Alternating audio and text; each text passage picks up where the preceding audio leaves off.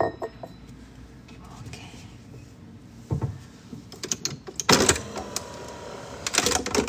Hi. Good morning. How are you? How's it going? I can see Amanda. Oops. Well, she doesn't look like that anymore, so it doesn't really matter, right? Actually, if I'm telling the truth, she never really looked like that. I don't know. This picture never really looked like her.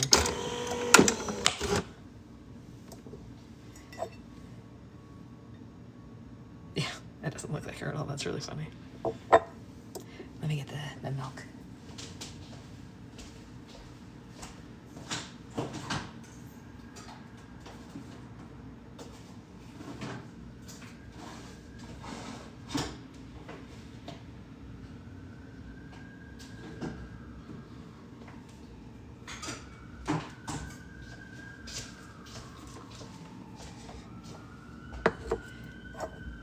Yeah, but even the real picture, like I have the real picture and she doesn't really look like that. Yeah, it's weird, right? But yeah. Thank you for letting me know anyway. How's everyone doing this morning? Are you guys excited to actually read because she's asleep and with her dad? It's a win for all of us, right?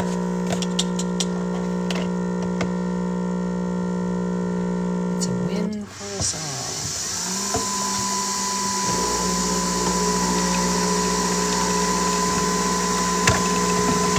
Hopefully she sleeps a good hour. That'd be nice, right?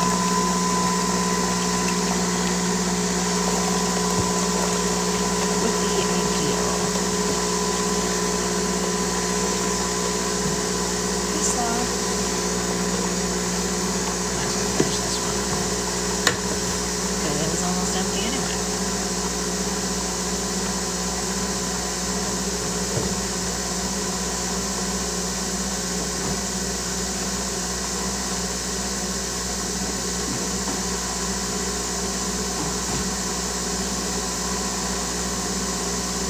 How's everyone doing this morning? Anyone have any fun Valentine's Day plans? Little needs a reset. Yes, she needs a reset and we need a break. It's true. It's true. Gosh, I agree. I know that Amanda has fun Valentine's Day plans. Anybody else have fun Valentine's Day plans?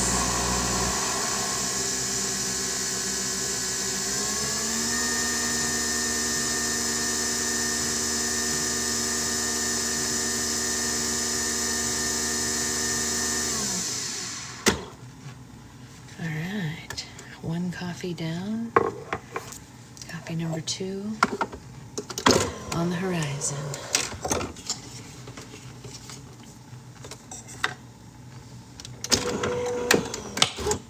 There we go.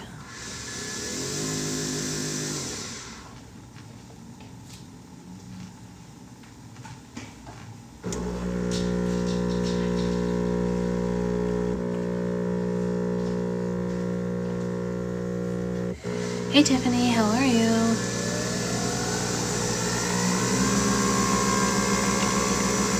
What's your favorite way to drink coffee? Just like a latte, essentially, is my standard, you know, thing. Good morning, friends. Have we caught up? She is asleep now. We did not get much sleep last night, but she is asleep now. So, and she's in the room with her dad, so I don't even have to watch the monitor, which is nice for me because she's not alone in that room, so monitors don't matter. You know, he was in there reading, so whatever, right? It's okay. It's okay. You know,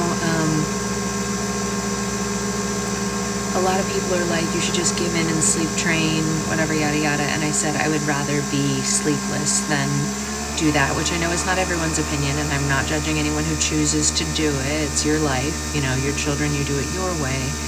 But for me, I can't do it. So I would rather be sleepless than let her cry. That's just me. I can't do it. Can't let her cry. Is it okay to ask when 2 is due? Of course it's okay. He is due in late July. I understand how being awake if it's a zombie. Yes. Sleep training is basically where you put them down in their room, and even if they cry for you, you make them put themselves back to sleep. That is the concept of it. And people say that it is to teach them to self-soothe, but the science says that children under the age of 2 don't even have the mental capacity to learn how to self-soothe, let alone actually do it. So I won't be doing it. It can cause some lasting brain damage from the science that I have read. Other people don't believe that. The pervasive talk about it is that, well, my child puts himself to sleep now, and it's like, yeah, because you left him there crying so long that his instincts, like human instinct, says, well, no one's coming, so I might as well give up. And they literally cause the term extinction, which really like is too far for me. They say cry, let them cry until they get so tired that they like extinguish their crying. And like, to me, that is so gut-wrenching. I can't even fathom it. Yeah, oh, I mean, like literally gajillion hours, Tiffany. And some people are just, they're willing to do that because they're so desperate for sleep. Of course, I would love sleep, but I am not, morning, Stephanie, I am not so desperate for sleep that I would let my baby cry. I just won't do it. I won't do it. Yeah, no, can't do it. I did have a sleep training with my youngest that didn't involve cry at all. I couldn't fathom cry. Yeah, no, there's no world.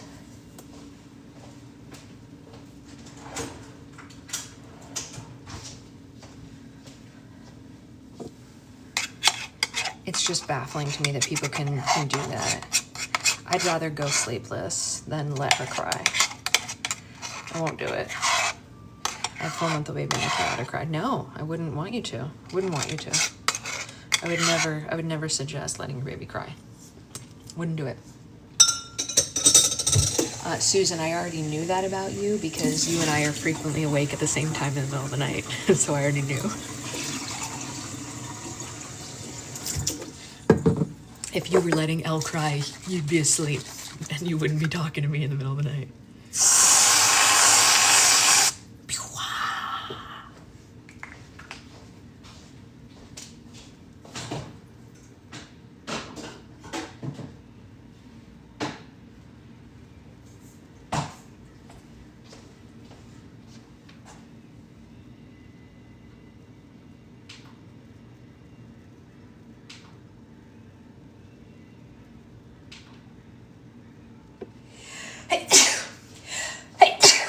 Excuse me. Excuse me. I had friends that did that with their babies. Yeah.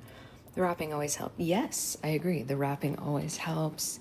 I would stay up till like 5 a.m. so my baby could sleep on my chest and Dad would take over. Yeah, we've done that. We've 100% done that. Yeah. Oh, Pink Cocoa Slime was a great slime. So, hey Isabella, how old is your baby? She just turned 1, thank you, Jen. And then I have another one that's gestating, and he's almost halfway done gestating. Especially if he comes at the same time as his sister came, he's halfway done now, pretty much. Well, almost. Isn't that what you call it, Amanda? Am I wrong? Isn't he gestating?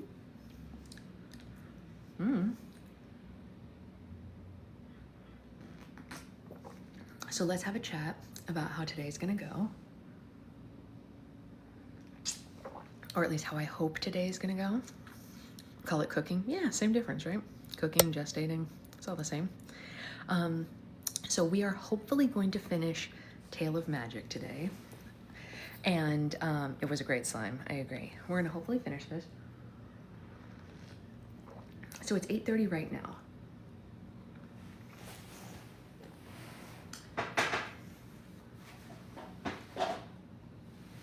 Full transparency, the Hope and Plum mystery sale happens at 9 a.m. my time. I have my laptop sitting right here. We're gonna pause at 9 a.m. Good morning, Jaden, so that I can do that because I'm a monster and I can't not do it. Are you an author? I am an author. Yes, the book that I had pinned before that is my book. Here, I'll show you. This one's mine. The Prince of Oregon right here is my book. We actually read it 2 months ago in book club. It is a cozy mystery rom-com, clean. You can read it with your teenager or your grandma or by yourself, or with your book club. If people choose to read it for book clubs and they reach out to me, I always send them merch to give out to their book club, especially if it's an in-person book club. Like I've sent, like Jen did it, I sent bookmarks, stickers, etc. like that to give to the people in your book club if you choose to do it that way. It's also in some school libraries thanks to some of our book club members, and it's going into the Los Angeles Public Library soon. I've been talking to a librarian who is putting my book in the Los Angeles Public Library, which is a huge honor. Once your book is accepted into the public library system here in LA, they can invite you to do events. And I was talking to the teen librarian, and she owns my book, and she wants to do events with me, but she can't do it until the book is in the system. So she's going through the process to put my book in the system so that I can do teen events with this book. So it's pretty cool. It wasn't written to be a teen book, but it is clean, so it can be a teen book. So live your best life, read what you want to read. I gave it to my 13-year-old niece and had no qualms about that. So anyway, let's put back our book that we're reading today. We're reading this today, which is also teen friendly. I want to try to get it to my library. I would love that. Yeah, it is pretty amazing. So what I was going to say was at 9 o'clock, we are going to pause for 2 seconds. I'm not leaving the live. I have my laptop right here. I'm going to do the mystery sale while we're on like a mini break. But what I wanted to say to everyone who's in here is, if you are pregnant, if you know someone who's pregnant, or you know someone who might be pregnant in the near future, this is the cheapest way possible to get a really high quality carrier. So if I may suggest, like, I'm considering getting an extra one and keeping it in the box in my closet for like baby shower gift. You know what I mean? Like just keeping it in the back of my closet in case it like pops up that I need a gift. You know what I mean? Because it will never be cheaper than this, and it is the best quality that there is for this type of carrier, for this particular style of carrier. So, or like if you want to get a ring sling and just have it, it's like do you think, do they select a size? They do let you select a size, yes. Most people are short length size if you're getting the soft structured carrier. If you are a plus size person, like if you wear something larger than extra large, you'll want the long length one. As far as ring slings go, there are 3 different sizes, and it's personal preference. I would get a wrap for your sister for sure. If I were buying a ring sling that I thought was going to be a gift for an unknown person, I would get mid-length, because then you have flexibility on both sides. I own only short length and mid length. I don't own any long length ones, but I'm also short, right?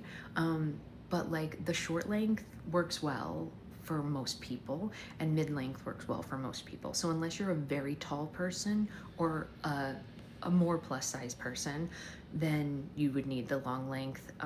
Even with my baby as a 1-year-old, she still fits in the short length. You know what I mean? So anyway, I was only putting that out there because this is literally the cheapest it's going to get. So I wanted to pass that on to anyone who might be interested in also doing it. We're all going to pause together. Everyone can go do the mystery sale, and then we can all come back and keep reading. You know what I mean? So, I'm plus size and I got the long, and be like, Stephanie, if you don't mind sharing what size t-shirt you wear, because that would be good information, because a lot of plus size people go in and buy the long immediately. And that's what I was saying. If I were plus size, I would get the mid length. I don't think I could handle a long unless I was getting it for like my friend's husband, who's not only plus size, but he's like 6'3". You know what I mean? I wear 2X and it's super long on me. Exactly. This is what I'm saying, right? If we're talking about 2 or 3, depending on brand. Okay, see, there you go. If I'm gonna add a baby extra cost. I don't know if you follow them, Nikki, but the owner, Sky, is dealing with a similar thing. She just had a couple of miscarriages last year, so she's trying to add a baby for extra cost too. But if I was purchasing for like my friend's husband, who he wears, I think like a 2 or 3X, but he's also very tall, I might get him a long length. You know what I mean? Like that's different. They're not having a baby, so it's irrelevant, but I'm just trying to think of a person who would wear a long length. My husband wears my short length one all the time.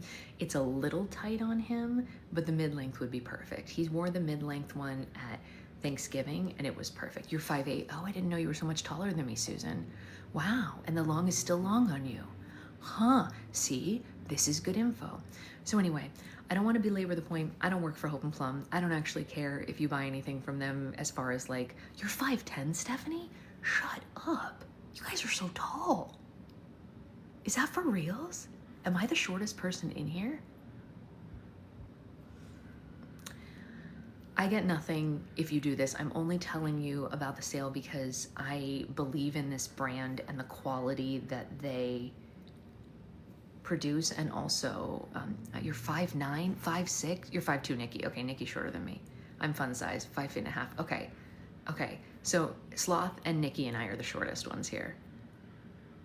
Everyone else is taller than us.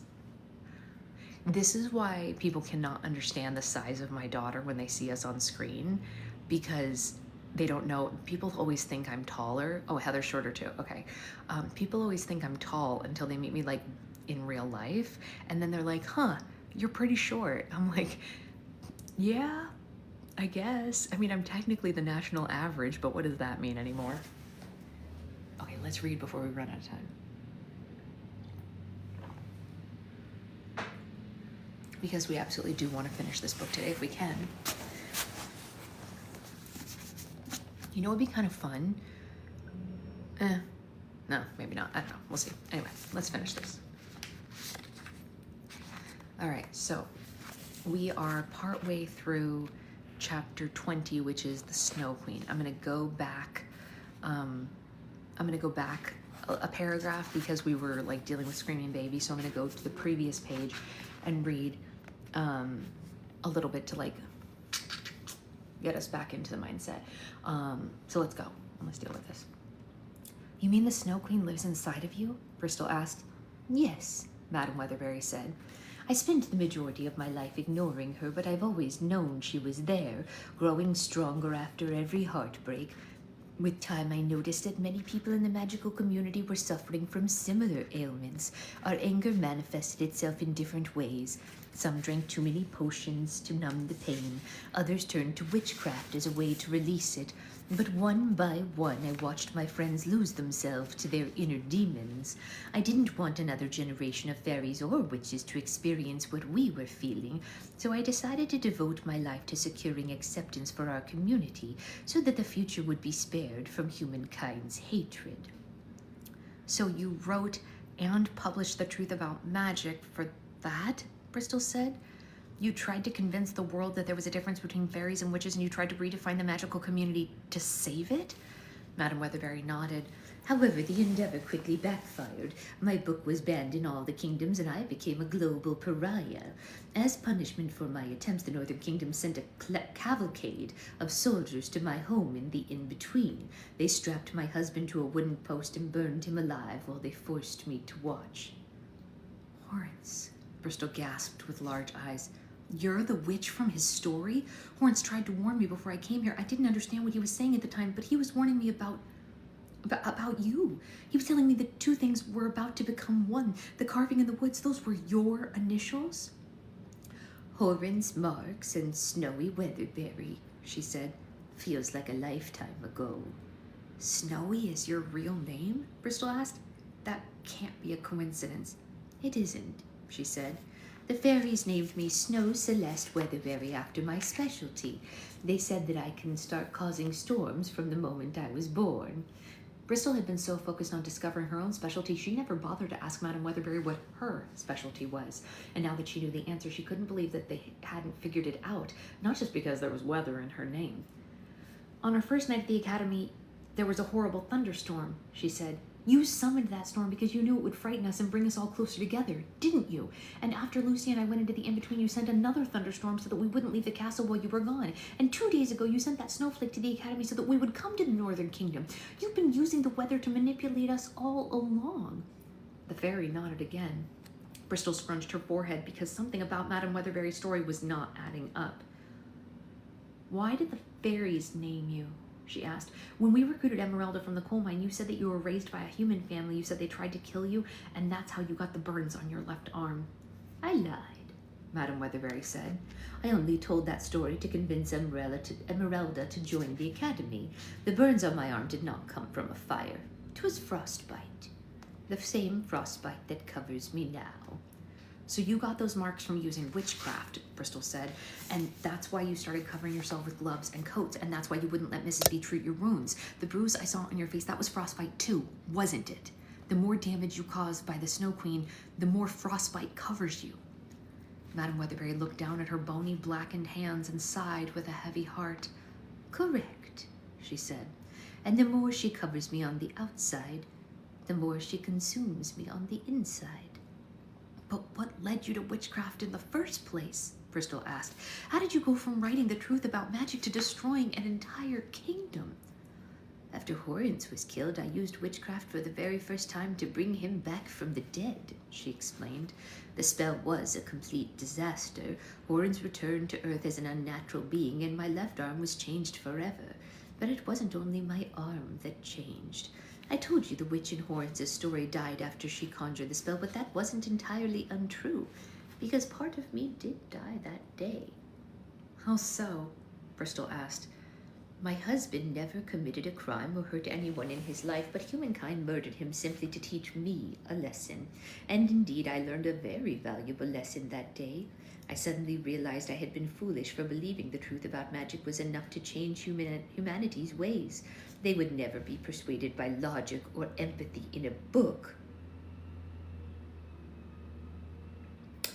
The only way humankind was going to accept the magical community was to fear and need the magical community. We had to give them a problem, and we had to be the solution. As I laid my eyes on my frostbitten skin for the first time, I knew exactly what problem to create. The Snow Queen? Precisely, Madame Weatherbury said. To become the Snow Queen, I had to access all the anger that I had suppressed over the years, and just like your wand put you in touch with your magic, the scepter put me in touch with my rage. Unfortunately, there was so much fury waiting inside me that the task became overwhelming. Each time I picked up the scepter, the Snow Queen became stronger and stronger, and it became harder and harder to fight her off. I asked Velina, Nutellius, Gridel, and Crobette to join me and help me with the transitions, but the witches cared more about revenge than acceptance. They allowed the Snow Queen to control me, and they used her like a weapon. But why didn't you stop? Bristol asked. If the Snow Queen was consuming you like this, why didn't you just stop returning to the Northern Kingdom? Because the world wasn't taking her seriously, Madame Weatherbury said. My plan would only work if the whole world saw the Snow Queen as an unstoppable threat. It would take complete desperation for them to turn to witches and fairies for help. But King Nobleton consistently lied to the other monarchs about the destruction that the Snow Queen caused. So to gain the other sovereigns' attention, I increased the attacks and made each one grander than the one before. However, they did not match. However, it did not matter how hard the Snow Queen struck the Northern Kingdom. The other monarchs ignored her. The only way King Champion, Queen Industria, and King Warworth would ever acknowledge the Snow Queen was if her destruction went worldwide. Now you've covered all the kingdoms in a blizzard? Bristol said. You've given humankind the ultimate problem, so how's the magical community the solution? Who are they supposed to turn to for help? Madame Weatherbury hesitated before responding, and Bristol could tell the answer was going to be difficult for her to hear. The Academy, she confessed. What? Bristol gasped. If the world recognized the Snow Queen's first attack, I never would have had to involve anyone else, Madame Weatherbury said, but it could have been the problem and the solution to my plan. But as the attacks continued, I realized the Snow Queen would likely devour me before I completed my mission, so I recruited a coalition of fairies to finish what I started in case I was compromised. So that's the real reason you started the Academy? Bristol asked in disbelief. You weren't training us to help and heal people. You were training us to be your assassins? I wasn't lying when I said I was teaching the greatest privilege of my life, Madame Weatherbury said. Watching you and the others flourish has brought me happiness like I've never known before. I'm deeply remorseful to put you in this position now, but in order for us to succeed, I'm afraid you have to fulfill the promises that you made to me. Bristol felt like her stomach had been yanked out of her body. Madame Weatherbury, no, she cried. I could never kill you. I know, right, Sloth? I didn't remember it either. Yes, you can, Madame Weatherbury said. When humankind learns that you saved the world from global annihilation, they'll finally have a reason to respect and accept the magical community. You and your classmates will lead the world into a new era where people like us will never have to hide in the shadows, where they can live openly without fear, and they'll never be crippled by their anger again. No, Bristol said. There has to be another way. This is the only way, Madame Weatherbury said. Believe me, I wish there was an easier path to take, but this is the greatest opportunity that the fairies and the witches have had in centuries. If we don't do this now, it may be another millennia before we have a second chance. Hey, Naisa. No, we will find a better solution, Bristol said. Come back to the academy. We'll find a way to cure you from the Snow Queen. Oh, it's too late for that, Madame Weatherbury said. Scepter or no scepter, the Snow Queen has consumed me past the point of no return.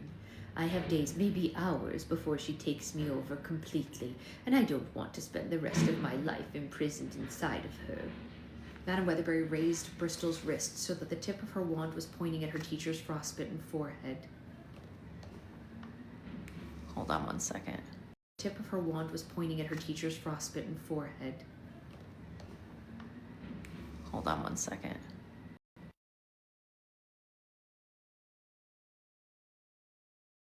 I got a tricky text message from Hope and Plum. I thought they were releasing it early, but they did not. That was sneaky. They distracted me with a preview text. Oh, sneaky, sneaky. I know, right? Terrible. She pointed the tip of her wand right at her teacher's frostbitten forehead. Please, I'm begging you. The fairy said. No, I can't do this, Bristol replied. We don't have a choice. I'm sorry, Madame Weatherbury, but I can. You'll never be able to defeat me, you stupid, incompetent girl. Suddenly, the Snow Queen resurfaced in Madame Weatherbury's body, and the witch wrapped her hand around Bristol's throat and started choking her again. Bristol couldn't breathe. Her vision blurred, and she started to lose consciousness. If she didn't act fast, she would die in the Snow Queen's hands. Bristol raised her wand and pointed it at the witch and made a decision that she would regret for the rest of her life. Bam! A bright and powerful blast erupted from Bristol's wand and hit the Snow Queen directly in the chest. The witch flew across the dining hall and landed hard on the floor. Bristol kept her wand raised as she cautiously approached the Snow Queen's motionless body. The witch's eyes fluttered open, but instead of seeing the Snow Queen's red gaze glowing at her, she saw Madame Weatherbury's eyes return.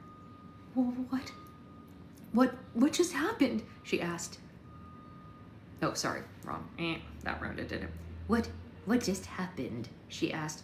I made my decision, Bristol said, and I'm not killing anyone. You should have finished her. All of this could have been over by now.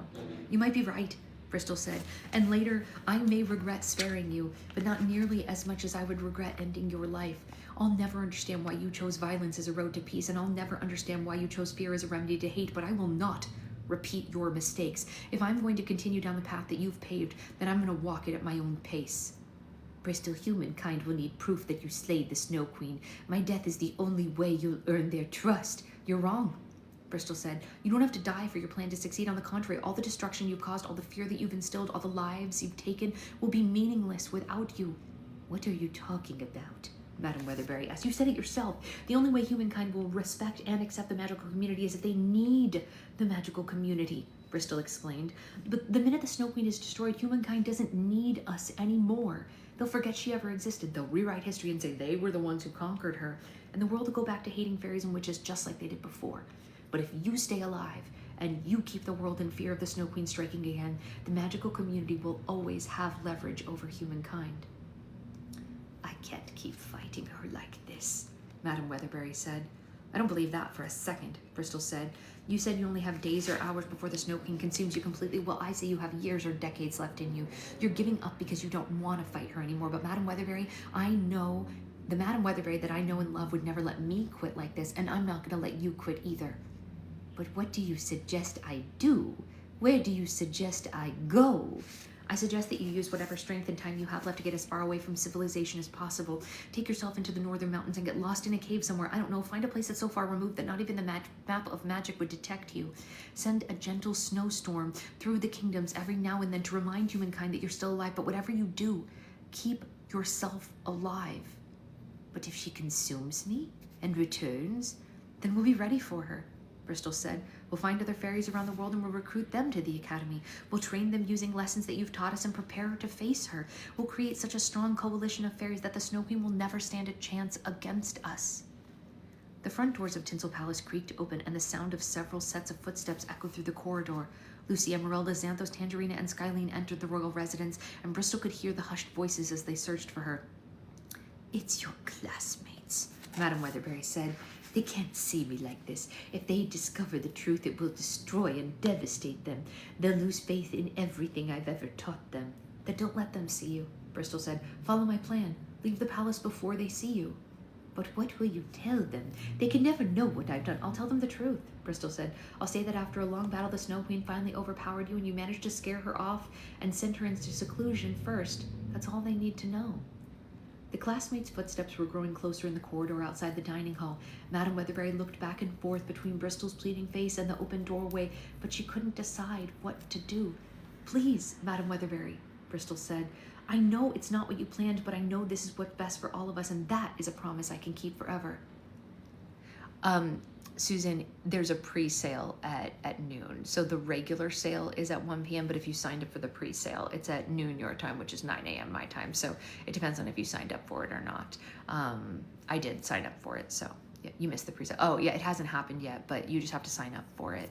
I don't know if the sign-up is still up. But Susan, if you want something and you need me to get it, you can just Venmo me and I'll add it to my order, or let me do it first and make sure it goes through, and you can Venmo me and I can do it for you because I'm in the thing, or I can send you the link. Maybe I might be able to just send you the link once they put it up.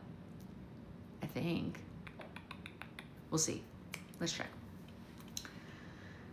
There wasn't time to think of a better option. Madame Weatherbury let out a deep sigh that came from the bottom of her weary soul and accepted Bristol's proposal. Look for the northern lights, the fairy said. What do you mean? Bristol asked. The lights will be my sign to you, Madame Weatherbury said. As long as there are northern lights in the sky, you'll know I'm winning the fight. And the minute that they disappear, it means that the Snow Queen is coming back. All right, Bristol said. I'll watch the lights. Good, the fairy said. Now help me to the door in the corner and I'll sneak out the servants' corridor before the others find me.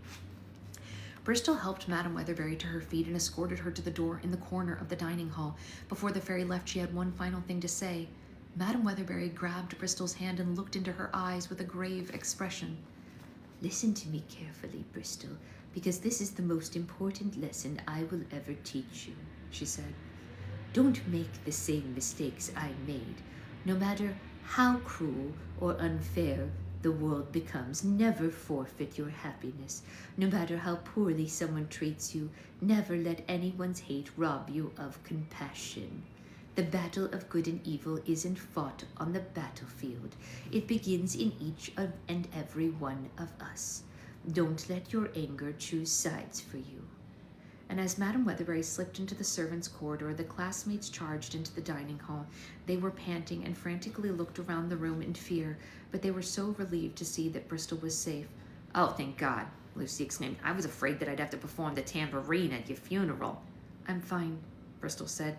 I'm glad you guys are too. Where's the Snow Queen? Xanthos asked. She surrendered and she fled into the mountains, Bristol said. The classmates were overjoyed to hear this and they hugged one another in celebration, but Bristol looked to the floor, her face filled with sadness. Bristol, what's wrong? Skylene asked. This is wonderful news, Tangerina said. I mean, isn't it? Wait a second, Emeralda said. Where's Madame Weatherbury? Did you find her? Bristol lowered her head and burst into tears. It wasn't until she was asked about Madame Weatherbury that the truth finally caught up to her. She's gone, Bristol cried. She's gone.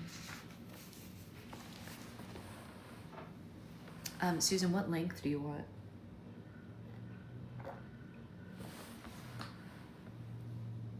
If you want, I can just try it. I'm not getting a linen sling, I don't think, so I can just try to add it to my medium. Okay, I'll just add it to my order and then I'll just send it to you when it comes. And you can just pay the shipping difference. You know what I mean? Because like my shipping will be different because I'll have more things in my order and I'll just calculate whatever it costs to just ship you the one thing after, if that works for you. Seems easy enough. Yeah, no problem. I'm happy to do it.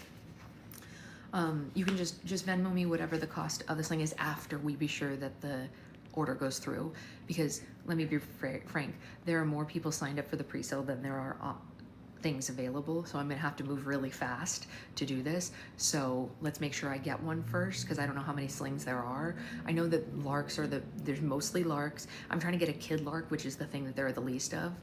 You know how to shift things? You're very funny. So kid larks is the smallest amount, and I'm trying to get one of those for our family. And then I think slings come next, and then baby larks have the most. So I'll add like that, you know? All right, chapter 21. Guys, we are definitely gonna finish this as long as she doesn't wake up in the next like few minutes or something, you know? Well, yeah, obviously in a few minutes we're gonna pause for a second, but let's keep going until then. Chapter 21 is called Demands. A powerful and unexpected blizzard plowed through the Southern Kingdom for 5 days straight. Such a storm had never occurred in the kingdom before, and all the citizens were trapped inside their homes as they waited for the icy winds and endless snow to subside. I am logged in. I logged in on the computer ahead of time, but they send you a link in a text message, so it won't matter that I'm logged in. It doesn't just refresh. So I have to wait for them to send me the text, and I have to click on the link in the text, and I'll go when it's like a minute before, you know. We'll stop in a second. Without any time to prepare for the catastrophic weather, the country's people found themselves in the midst of a natural disaster. Property was severely damaged, farms lost nearly all of their crops and livestock, and soon families ran out of firewood and had to burn pieces of furniture to stay warm. As the Southern Kingdom endured its 5th day of the terrible blizzard, many began to fear the horrific storm would last forever. However, shortly before midnight, the wind began to die down. The snow started to disappear, and the clouds cleared from the sky. The weather went completely back to normal, as if nothing had ever happened. In the eastern countryside of Chariot Hills, the storm had been gone for less than an hour when Justice Evergreen received a mysterious knock at his front door. He answered the door in his pajamas, and he was surprised to see a royal carriage was outside waiting for him. I didn't remember this. We're going back to the Evergreen house? Be still. What's going on? Justice Evergreen asked. King Champion is holding an emergency meeting at the castle, sir, the coachman said. He asked for all high justices and justices to join him at once. Without a doubt, Justice Evergreen knew that this meeting was being called to discuss the recent storm. He quickly got dressed in his long black robes and tall square hat and climbed aboard the carriage. By the time he arrived at the castle, the king's throne was buzzing with the high justices and justices alike. How is the kingdom going to recover from this? High Justice Mountclair asked. It's going to take a massive amount of money to rebuild all the damage. You did remember? Oh. And the treasury is low on funds as it is. One by one, the other justices gave Mountclair their recommendations. Perhaps we could ask the king to sell one of his summer palaces? No, His Majesty will never approve of that. Perhaps we can start a war with the Eastern Kingdom to take their resources. No, it would take much too long to stage a reason for a war. Ooh, it's 1 minute. Okay, hold on, we're gonna pause. Let's get ready, you guys. Let's see if I can do this for Susan and I. Is there anyone else doing this, or is it just Susan and me? Let's see. I should get a text message from them.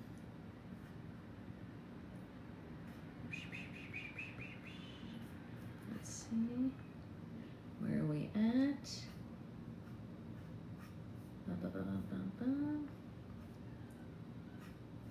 No text message yet.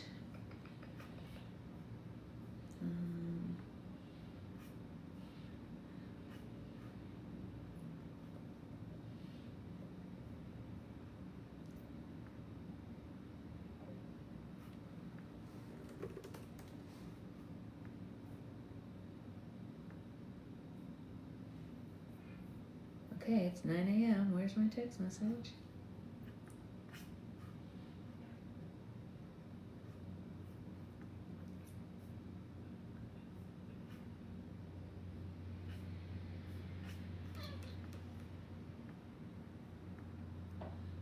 Let's see.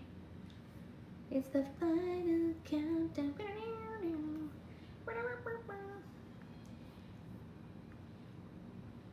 Hello? Oh, no? Anybody? No? The time has come. Where's the text message?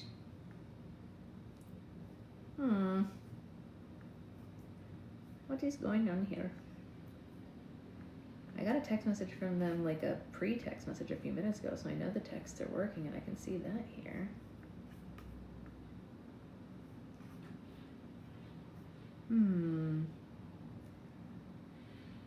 The last text wasn't, no.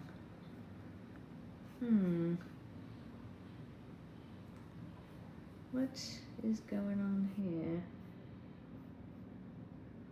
I got a text from Aeroflow just now. Your insurance is covering a breast pump. Yeah, no, I know. I can't be dealing with that right now. Let's see.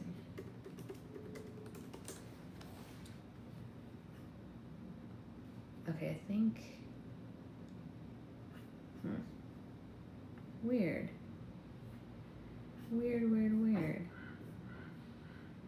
It's supposed to be up 9 my time. Do I have an email instead of a text? Let's look.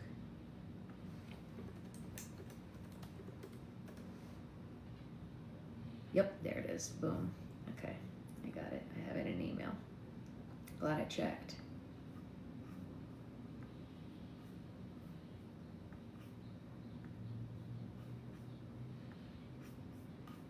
Okay.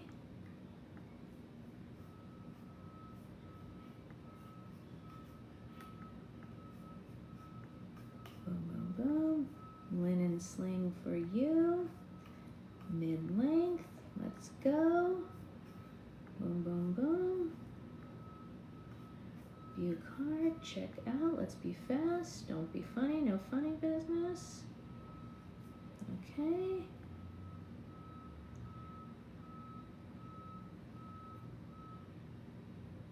Done. I got you, Susan. Okay, Susan, your linen was 90, and then we'll figure out the shipping later. So there you go. Done. We did it.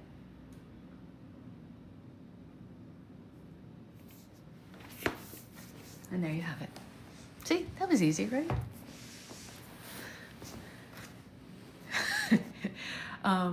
Yeah, no problem, Susan. Oh. Is that my baby? Or is that someone outside? That's definitely my baby. I'd be in trouble if I had wearable kids. Yeah, no, for sure.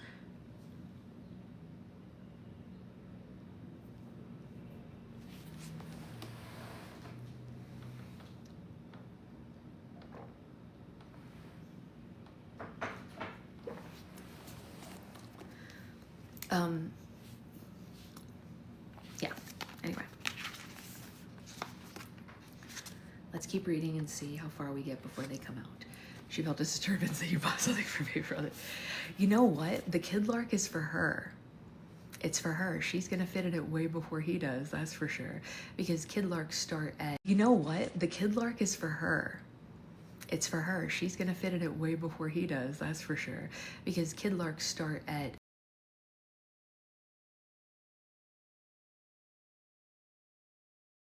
happening. I keep getting calls from someone who says, like, they're reviewing my request for a loan. I've never made a request for a loan, and I have marked it as spam so many times. I'm like, stop calling me. I never asked for a loan. I'm not interested in a loan. I don't want your loan. Goodbye. But they keep calling me anyway, and I'm like, leave me alone. Her name is Kiana, and I'm like, Kiana, stop it. I don't want your loan. Go away. Anyway, the Kid Lark was for her. I bought that for her because she'll fit in it when she's in 2T, which is probably the end of this year.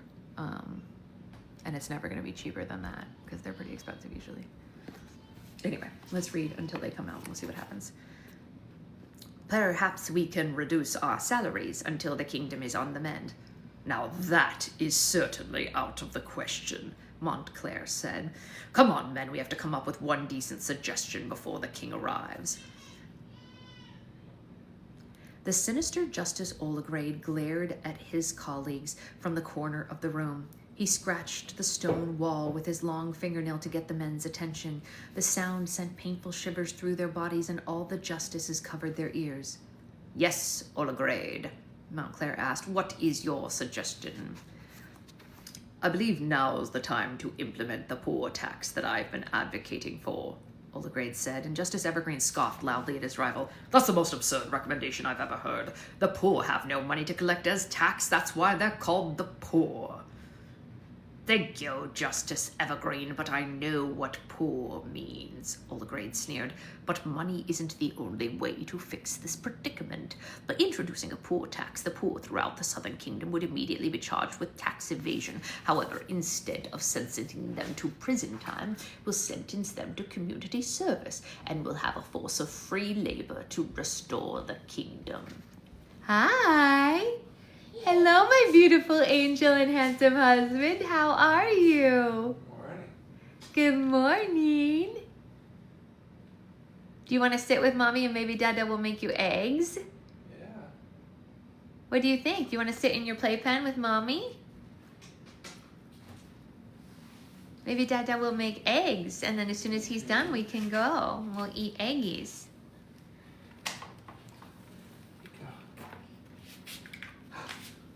Yeah.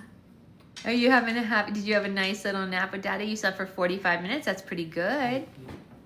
That's pretty good. Keep it up for a little bit. Yeah, but even if I heard her when she first woke up, but even that, because she fell asleep at like 8:10, 8:15. Okay, good. So that's pretty solid. Yeah. Did you have a nice nap with Dada? Yeah. Okay. Okay, let's read a little bit more. The justices all nodded as they considered the tax and then cheered for Olagrade's calculating proposition. Well, that's a wonderful idea, Montclair said. Now, how are we going to explain the blizzard to our people? They'll want to know what caused this strange phenomenon. Perhaps we implore the scientists to investigate the matter. No, that's the last thing. The government needs more science, Montclair said. Hi, baby. What's up, baby? What do you need? Look at mommy. Look at mommy, sweetheart. What do you need? You're not even looking at me. Yeah. Look at mommy. Hi. Can you get the spider? Where's the spider? Itsy bitsy spider's over there. Can you get him? Well, perhaps we could frame the storm as an act of God. Yes, that's much better, Montclair said. But why did God do it? Who should he be mad at this time? Perhaps God is mad at cat lovers this time. No, that won't work because I have a cat, Montclair said. Perhaps God's mad at vegetarians? No, most of our cattle perished in the storm, Montclair said. We can't have people fighting over food in the name of God. We tried that once and it led to complete chaos. And once again, Justice Olagrade scratched the stone wall with his long fingernails. Olagrade, just raise your hand if you have a suggestion, Montclair reprimanded. Noted for the future, sir. Olagrade said. Yeah, you don't like this guy, huh? He's not very nice. I was going to... Sweetheart, it's okay. Baby, can you get the spider for mommy? Look at, honey. Baby, can you get the spider for mommy? Itsy bitsy spider? The itsy bitsy spider. Can you get him for mommy? He's over there. Can you get him for mommy? Yeah, help Daddy cook. Help Daddy cook. You want to help Daddy make eggies for you? Okay. You want to be with Dada? Hi, baby angel. Noted for the future, sir, Olagrade said. I was going to recommend that we tell our kingdom God is mad at the poor people. If we amend the Book of Faith and make poverty a sin, then we'll save ourselves any potential backlash for enforcing the poor tax. Another wonderful idea, Montclair declared. We shall share your proposals with His Majesty as soon as he... And then the doors leading to the sovereign's private office swung open, and King Champion joined the justices in the throne room. The men bowed to the monarch as the king crossed the room and sat on his throne. The sovereign was instantly irritated by the justices around him and let out a disgruntled sigh. Good morning, Your Majesty, Montclair said. Your timing is perfect as usual. The other justices and I have created a plan of action for the recent... That won't be necessary, King Champion stated. I've already made arrangements. Nervous whispering broke out among the justices. They didn't like it when the king made decisions without them. Sir, as the head of your advisory council, I must insist that you share your arrangements with us before making them official, Montclair said. I didn't call you here to insist anything. I called you here to listen to me, King Champion stated. There's no easy way to start this discussion, so I'll get right to the facts. For the last several months, the Northern Kingdom has been under attack by a very powerful witch known as the Snow Queen. To prevent global hysteria, King Nobleton kept the matter a secret. By the time he informed the other sovereigns about the Snow Queen, she had destroyed more than half of the Northern Kingdom. But Nobleton wasn't honest with us about the extent of her destruction. He assured us that he could handle the situation, so we did nothing and left it to him. Now Nobleton is dead, and all but one village in the entire kingdom has been lost. This week, the Southern Kingdom almost suffered the same fate as the North, but fortunately for us, the Snow Queen was stopped before her blizzard obliterated all of us. The news made the justices uneasy as they gazed at one another in fear.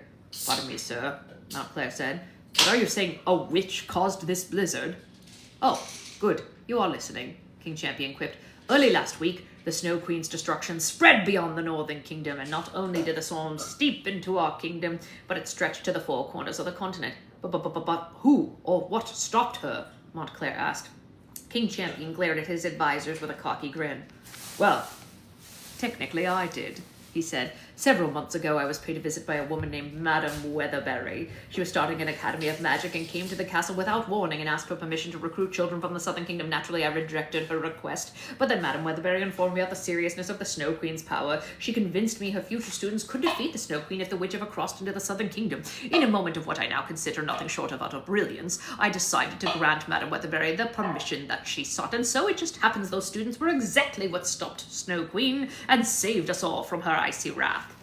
High Justice Montclair led the room in an enthusiastic round of applause for the king. The sovereign rolled his eyes and silenced them and said, all right, the Snow Queen was stopped, the witch remains at large. King Champion said, Madame Weatherbury unfortunately passed away during the ordeal, but her students did survive. They've agreed to restore our kingdom with magic and continue protecting us from the Snow Queen. However, in exchange for their services, the children do have a few demands.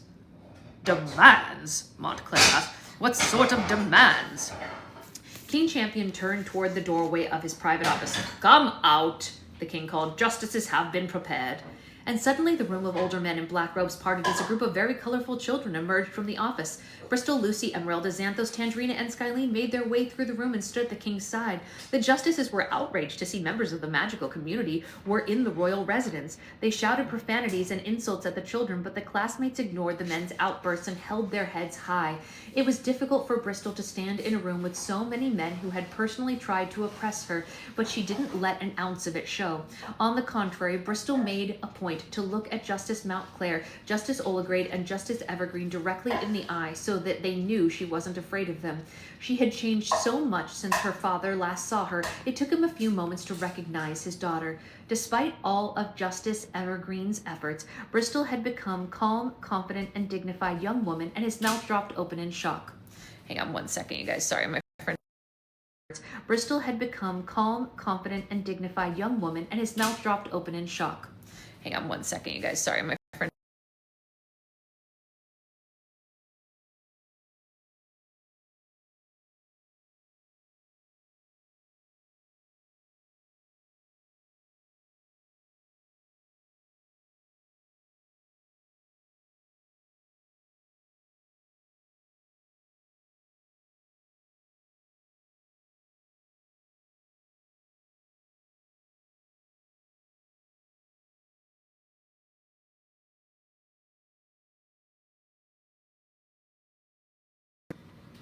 Yeah. Can you see me now? I shouldn't be paused anymore. Are we back?